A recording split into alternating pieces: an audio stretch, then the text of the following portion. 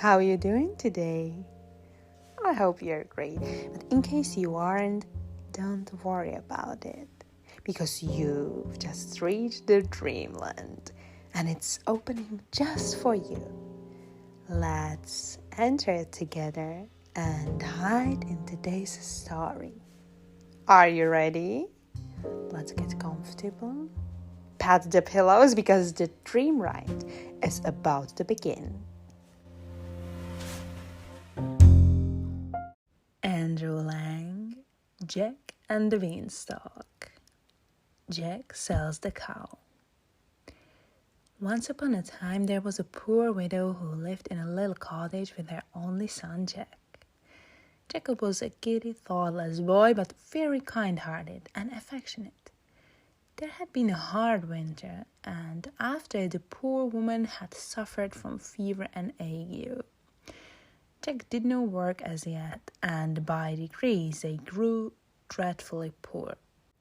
The widow saw that there was no means of keeping Jack and herself from starvation but selling her cow.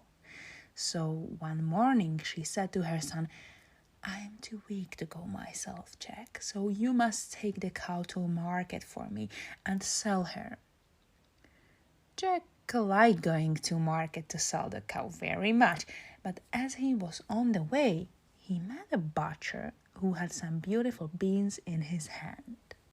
Jack stopped to look at them, and the butcher told the boy that they were of great value and persuaded the silly lad to sell the cow for these beans. When he brought them home to his mother instead of the money she expected for her nice cow, she was very vexed and shed many tears, scolding Jack for his folly. He was very sorry, and mother and son went to bed very sadly that night. Their last hope seemed gone. At daybreak, Jack rose and went out into the garden. At least, he thought, I will sow the wonderful beans. Mother says that they are just common scarlet runners and nothing else, but I may as well sow them. So he took a piece of stick and made some holes in the ground and put in the beans. That day they had very little dinner and went sadly to bed, knowing that for the day there would be none, and Jack, unable to sleep from grief and vexation, got up at the day dawn and went out into the garden. What was his amazement to find that the beans had grown up in the night and climbed up and up until they covered the high cliff that sheltered the cottage and disappeared above it. The stalks had twinned and twisted themselves together until they formed quite a ladder. It would be easy to climb it, thought Jack, and having thought of the experiment, he at once resolved to carry it out, for Jack was a good climber. However, after his late mistake about the cow, he thought he had better consulted his mother first.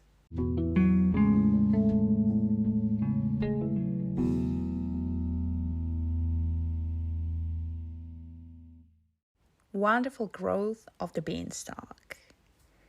So Jack called his mother, and they both gazed in silent wonder at the beanstalk, which was not only of the great height, but was thick enough to bear Jack's weight. His mother wished him not to venture up this strange ladder, but Jack coaxed her to give her consent to the attempt, for he was certain that there must be something wonderful in the beanstalk, so at least she yielded to his wishes. Jack instantly began to climb and went up and up on the ladder-like beanstalk until everything had left behind him. The cottage, the village, and even the tall church tower looked quite little, and still he could not see the top of the beanstalk. Jack felt a little tired and thought for a moment that he would go back again. But he was a very perceiving boy, and he knew that the way to succeed in anything is not to give up. So after resting for a moment, he went on. After climbing high and high until he grew afraid to look down for fear he should be giddy, Jack at last reached the top of the beanstalk and found himself in a beautiful country, finely wooded, with beautiful meadows covered with sheep. A crystal stream ran through the pastures. Not far from the place where he had got off the beanstalk stood a fine, strong castle. Jack wondered very much that he had never heard of or seen this castle before, but when he reflected on the subject, he saw that it was as much separated from the village by the perpendicular rock on which it stood as if it were in another land. While Jack was standing looking at the castle, a very strange-looking woman came out of the wood and advanced towards him. She wore a pointed cap of quilted red satin turned up with ermine. Her hair streamed loose over her shoulders, and she walked with a staff. Jack took off his cap and made her a bow. "If you please, ma'am," said he, "is this your house?" "No," said the old lady. "Listen, and I will tell you the story of the castle. Once upon a time, there was a noble knight who lived in this castle, which is on the borders of fairyland. He had a fair and beloved wife and several lovely children, and as his neighbors, the little people, were very friendly towards him, they bestowed on him many excellent and precious gifts. Rumor whispered of these treasures and a monstrous giant who lived at no great distance and who was a very wicked being resolved to obtain possession of them. So he bribed a false servant to let him inside the castle when the knight was in bed and asleep, and he killed him as he lay. Then he went to the part of the castle which was the nursery and also killed all the poor little ones he found there. Happily for her, the lady was not to be found. She had gone with her infant son, who was only 2 or 3 months old, to visit her old nurse who lived in the valley, and she had been detained all night there by a storm. The next morning, as soon as it was light, one of the servants at the castle who had managed to escape came to tell the poor lady of the sad fate of her husband and her pretty babes. She could scarcely believe him at first, and was eager at once to go back and share the fate of her dear ones. But the old nurse, with many tears, besought her to remember that she had still a child, and that it was her duty to preserve her life for the sake of the poor innocent. The lady yielded to this reasoning and consented to remain at her nurse's house as the best place of concealment, for the servant told her that the giant had vowed, if he could find her, he would kill both her and her baby. Years rolled on. The old nurse died, leaving her cottage and the few articles of furniture it contained to her poor lady, who dwelled in it, working as a peasant for her daily bread. Her spinning wheel and the milk of a cow which she purchased with the little money she had with her sufficed for the scanty subsistence of herself and her little son.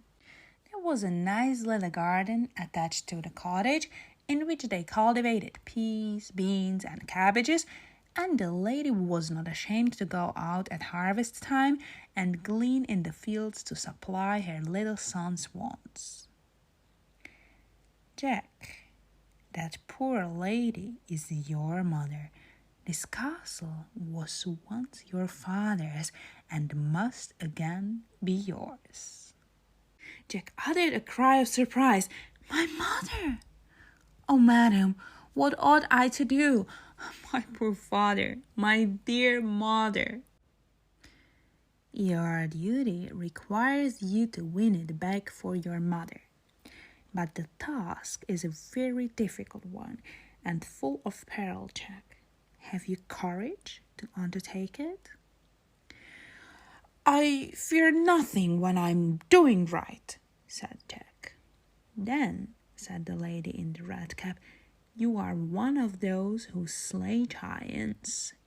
You must get into the castle and, if possible, possess yourself of a hand that lays golden eggs and a harp that talks. Remember, all the giant possesses is really yours. As she ceased speaking, the lady of the red hat suddenly disappeared, and of course, Jack knew she was a fairy.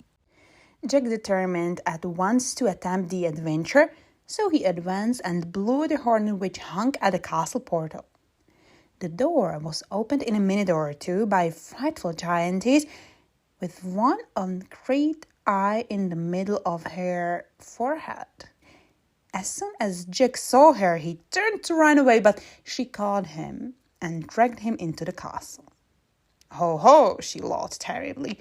You didn't expect to see me here, that is clear. No, I shan't let you go again. I am weary of my life. I am so overworked, and I don't see why I should not have a page as well as other ladies. And you shall be my boy. You shall clean the knives and black the boots and make the fires and help me generally when the giant is out. When he is at home, I must hide you, for he has eaten up all my pages hitherto, and you would be a dainty morsel, my little lad. While she spoke, she dragged Jack right into the castle. The poor boy was very much frightened, as I am sure you and I would have been in his place. But he remembered that fear disgraces a man, so he struggled to be brave and make the best of things. I am quite ready to help you and do all I can to serve you, madam, he said. Only I beg you will be good enough to hide me from your husband, for I should not like to be eaten at all. That's a good boy, said the giantess, nodding her head. It is lucky for you that you did not scream out when you saw me, as the other boys who have been here did. For if you had done so, my husband would have awakened and have eaten you, as he did them, for breakfast.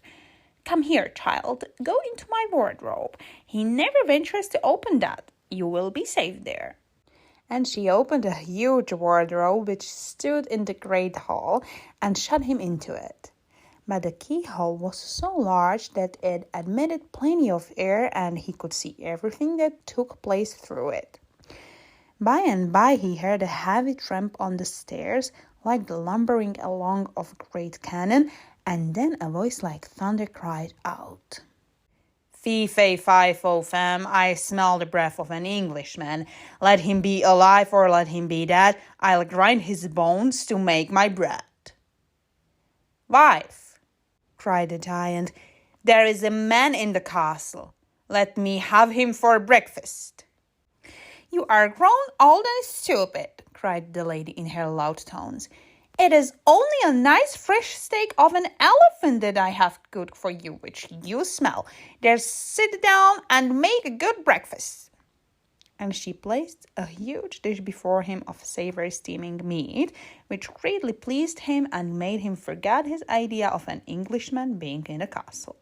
When he had breakfasted, he went out for a walk, and then the giantess opened the door and made Jack come out to help her. He helped her all day. She fed him well, and when evening came, put him back in the wardrobe.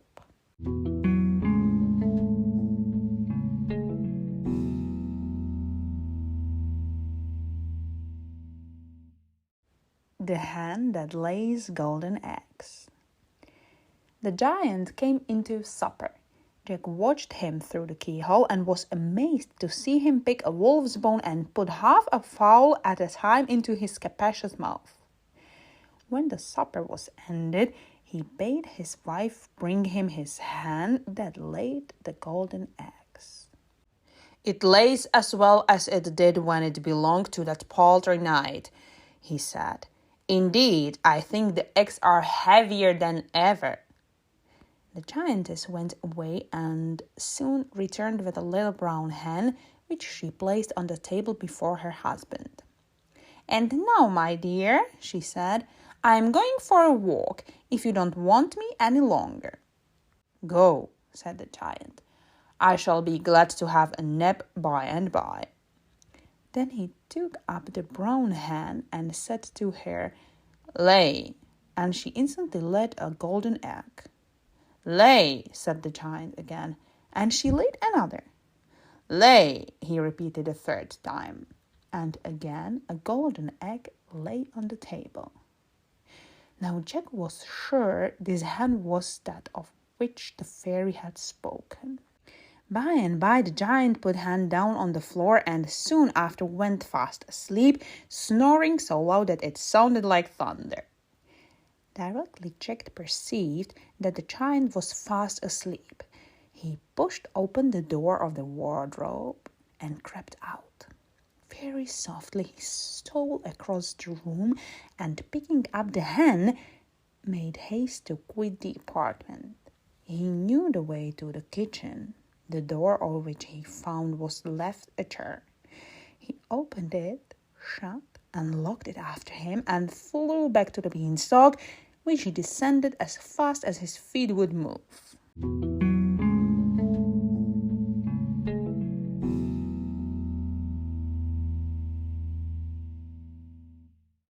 The money bags. Jack made another journey up the beanstalk to the giant's castle one day while his mother had gone to market. But first he dyed his hair and disguised himself. The old woman did not know him again and dragged him in as she had done before to help her to do the work.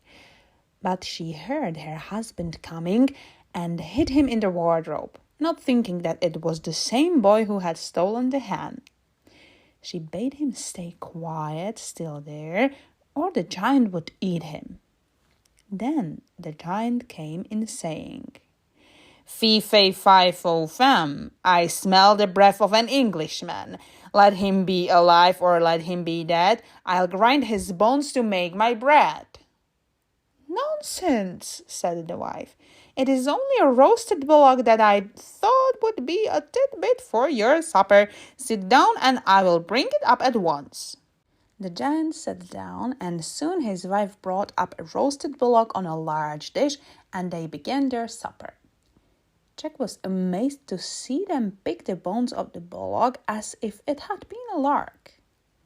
As soon as they had finished their meal, the giantess rose and said, "Now, my dear, with your leave, I'm going up to my room to finish the story I am reading. If you want me, call for me."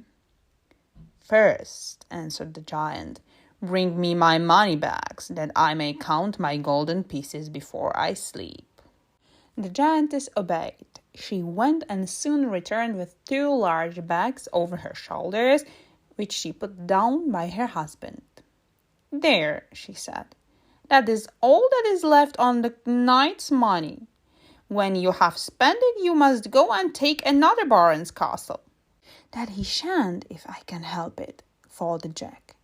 The giant, when his wife was gone, took out heaps and heaps of golden pieces and counted them and put them in piles until he was tired of the amusement. Then he swept them all back into their bags and, leaning back in his chair, fell fast asleep, snoring so loud that no other sound was audible. Jack stole softly out of the wardrobe and, taking up the bags of money, which were his very own because the giant had stolen them from his father, he ran off and, with great difficulty descending the beanstalk, laid the bags of the gold on his mother's table. She had just returned from town and was crying at not finding Jack. "Dear mother, I have brought you the gold that my father lost." "Oh, Jack, you are a very good boy. I wish you would not risk your precious life in the giant's castle. Tell me how you came to go there again." And Jack told her all about it. Jack's mother was very glad to get the money, but she did not like him to run any risk for her. But after a time, Jack made up his mind to go again to the giant's castle. So he climbed the beanstalk once more and blew the horn at the giant's gate. The giantess soon opened the door, and she was very stupid and did not know him again, but she stopped a minute before she took him in. She feared another robbery, but Jack's fresh face looked so innocent that she could not resist him, and so she bade him come in and again hid him away in the wardrobe. By and by the giant came home, and as soon as he crossed the threshold he roared out, "Fee, fay, fi, fo, fam, I smell the breath of an Englishman. Let him be alive or let him be dead, I'll grind his bones to make my bread."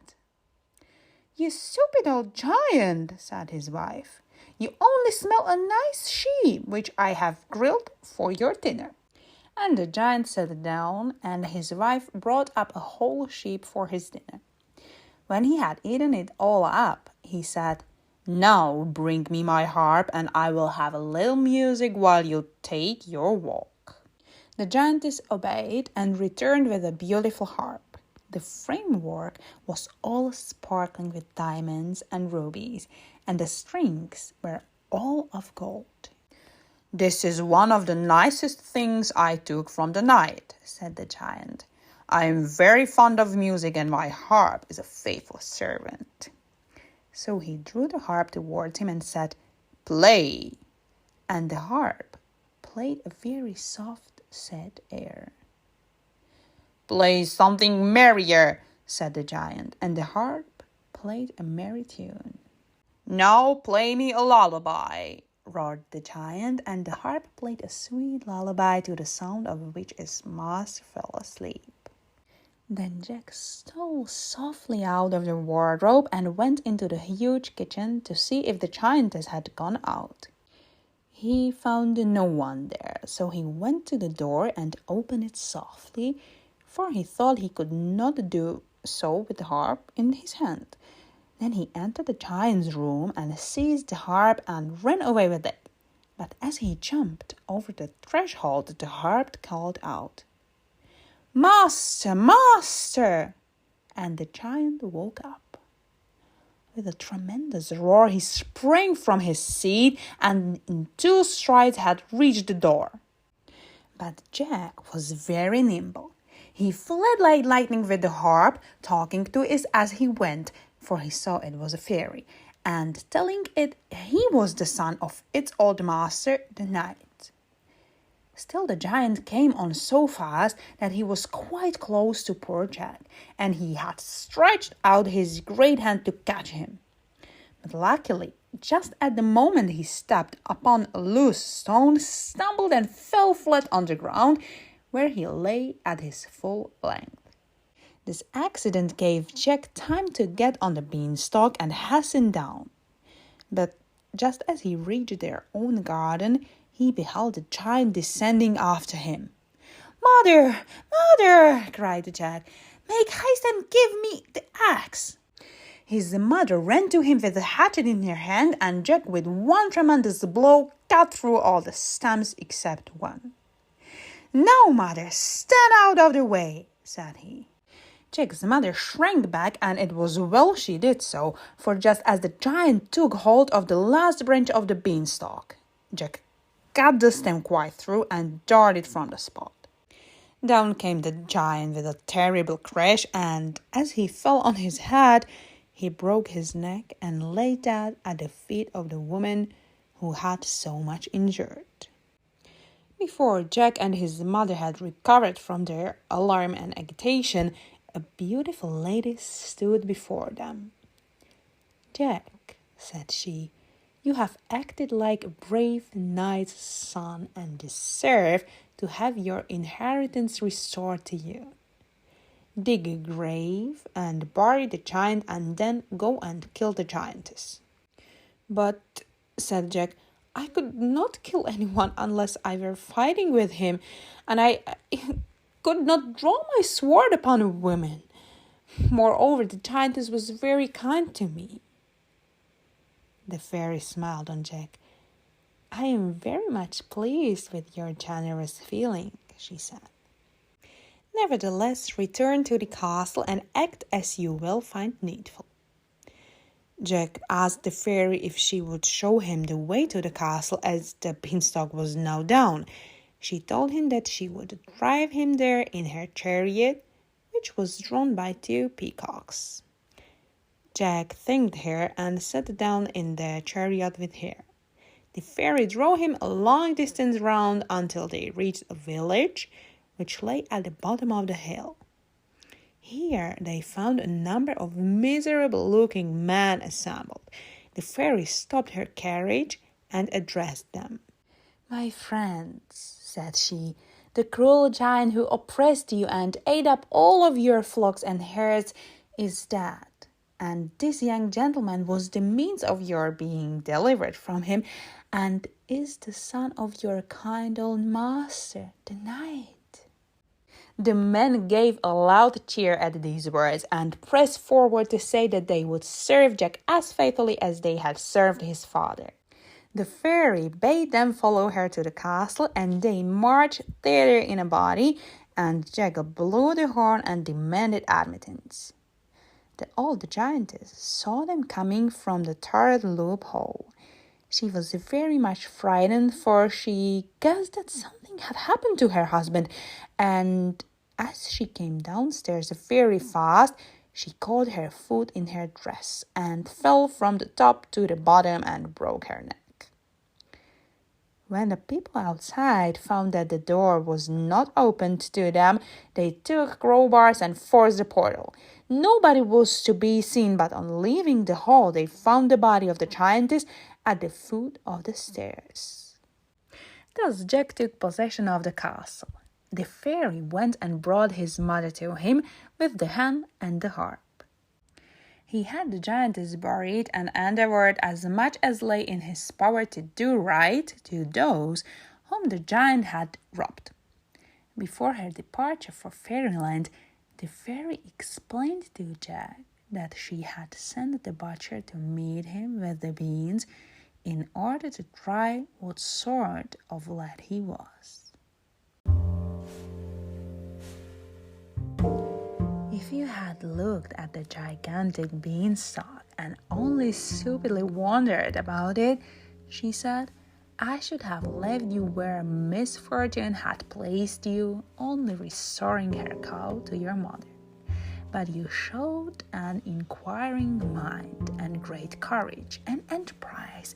Therefore you deserve to rise. And when you mounted the beanstalk, you climbed the ladder of fortune.